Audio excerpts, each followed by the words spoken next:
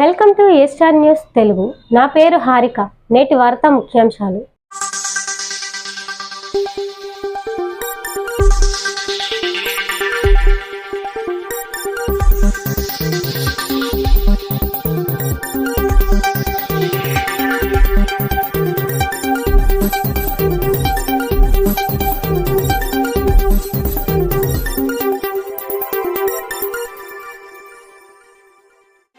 ఈ నెల 27వ తేదీన జరగబోయే ఎమ్మెల్సీ ఎన్నికల్లో మొదటి ప్రాధాన్యత ఓటు వేసి అత్యధిక మెజారిటీతో గెలిపించాలని ఎమ్మెల్సీ అభ్యర్థి పోతుల దుర్గారావు కోరారు. అనకాపల్లి పట్టణంలో శుక్రవారం పూడిమడక జంక్షన్లో ఉన్న కార్యాలయంలో మీడియా సమావేశంలో ఆయన మాట్లాడుతూ, ఒక అవకాశం ఇచ్చి గెలిపిస్తే ముఖ్యమంత్రి చంద్రబాబు నాయుడు అన్నట్లు ఆంధ్రప్రదేశ్ను విజన ఆంధ్రప్రదేశ్గా తీర్చిదిద్దానని అన్నారు. అలాగే ఉపాధ్యాయ సమస్యలు ప్రతి ఒక్కటి కూడా పరిష్కారం చేస్తానని, స్థానిక సమస్యలు పరిష్కరించే విధంగా కృషి చేస్తానని పేర్కొన్నారు. అలాగే ఇక్కడ ఉన్నటువంటి రాజకీయ నాయకులు, ముఖ్య నేతలతో మంచి సంబంధాలు ఉన్నాయని తెలియజేశారు. గత ప్రభుత్వంలో మా ఉపాధ్యాయుల సమస్యలు ఎవరూ పట్టించుకోలేదని, నేడు ఈ ప్రభుత్వం ఫ్రెండ్లీ ప్రభుత్వంగా ఉండి ఉపాధ్యాయ సమస్యలు తెలుసుకొని పరిష్కరించాలని ముఖ్యమంత్రిని కోరారు. పోతుల దుర్గారావు అండి.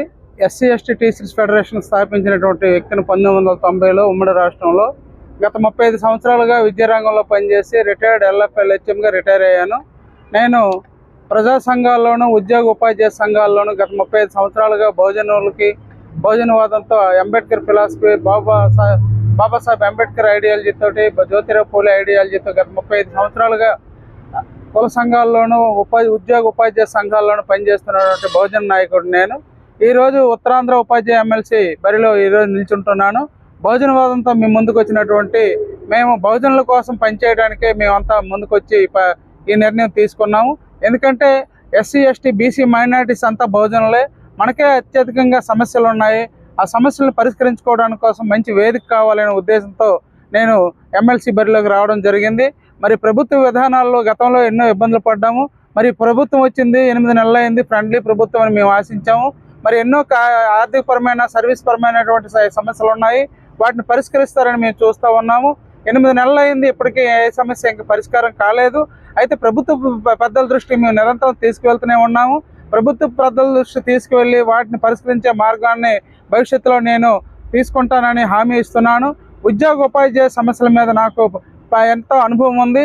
ఉపాధ్యాయ సమస్యల పట్ల కానీ, పాఠశాల సమస్యల పట్ల కానీ, విద్యార్థుల ప్రగతి పట్ల కానీ నాకు ఎంతో అనుభవం ఉంది. ఎందుకంటే క్రియాశీలంగా నేను ఒక సంఘంలో 35 సంవత్సరాలు పనిచేశాను కాబట్టి నాకు ఆ సర్వీసెస్ ఉన్నాయి. ఉపాధ్యాయుల యొక్క ఆవేదన తెలుసు, ఉపాధ్యాయుల యొక్క ఆలోచన తెలుసు, ఉపాధ్యాయుల యొక్క సర్వీస్ ఎంత ఇవ్వాలో నాకు బాగా తెలుసు. కాబట్టి మిత్ర సంఘాలన్నీ కూడా నాకు ఇండైరెక్ట్గా మద్దతు ఇస్తున్నాయి. కాకపోతే ఒక నిశ్శబ్దమైన విప్లవం వస్తుందని మేము భావిస్తున్నాము. ఈరోజు ఉపాధ్యాయులు, మేధావర్గం, అధ్యాపక ఆచార్యులందరూ మౌనంగా ఉన్నారు. ఎప్పుడూ లేని విధంగా ఎమ్మెల్సీ ఎన్నికల్లో రాజకీయాలు ఈరోజు చోటు చేసుకున్నాయి. ప్రభుత్వ పెద్దలు కూడా ఆలోచించాలి. ఎందుకంటే మేధావర్గమైనటువంటి పెద్దల సభల్లో ఇట్లాంటి పరిస్థితి ఎప్పుడూ లేదు. గౌరవనీయులైన చంద్రబాబు నాయుడు గారు పునరాలోచించాలని మేమైతే కోరుతున్నాము.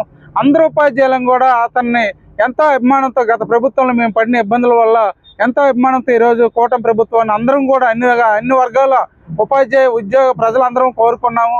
ఈరోజు మాకంతా మేలు చేస్తారని మేము చూస్తున్నాము. మరి అదేవిధంగా ఈరోజు ఉపాధ్యాయ ఎమ్మెల్సీ ఒక పార్టీ ఎమ్మెల్సీగా అయితే మా హక్కులను ఎవరు పట్టించుకుంటారనే ఆందోళన మా ఉపాధ్యాయ వర్గంలో ఉంది. మేమంతా అయితే సమస్యల పట్ల నిరంతరం ఒక ఉమ్మడి ఉద్యమాల ద్వారా ఒక మిత్ర సంఘాలుగా పనిచేస్తున్నాము. ప్రభుత్వం దృష్టికి తీసుకువెళ్ళి ఎన్నో సమస్యలు పరిష్కరించుకోవాలని గత 5 సంవత్సరాలుగా మేము ఎదురు చూస్తున్నాము. మరి ప్రభుత్వ పెద్దలు ఇప్పుడిప్పుడే పరిపాలనా గాడిలో పడ్డారు కాబట్టి మాకు ఎన్నో సమస్యలు పరిష్కరిస్తారని, ఆర్థిక సమస్యలు కానీ, సర్వీస్ సమస్యలు